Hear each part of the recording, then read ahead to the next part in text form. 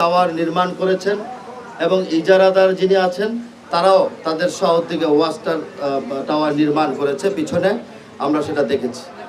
তো ট্রাফিক ব্যবস্থাপনা যারা দায়িত্বে আছেন তারা নির্লসভাবে কাজ করছেন। আশা করি আগামী 28 তারিখে ঈদ উদযাপন হবে। এই ঈদ উদযাপনকে সামনে রেখে আমরা এই ব্যবস্থাপনাটাকে আমরা সঠিকভাবে ধরে রাখতে পারি। আমরা মোটামুটিভাবে আজকে সন্তোষ প্রকাশ করছি।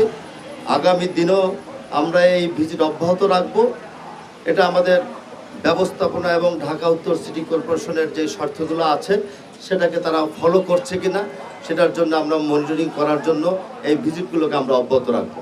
আমরা গরুর হাটের ভিতরে ঢুকেছি।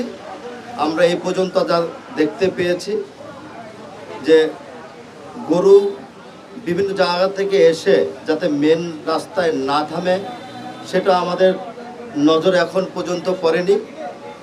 আমরা পাশাপাশি এটাও দেখেছি যানজট চলাচলে কোনো অসুবিধা হচ্ছে কিনা। আমরা সেটা দেখছি যে পরিবহনগুলো অনায়াসে সুন্দর ব্যবস্থাপনা।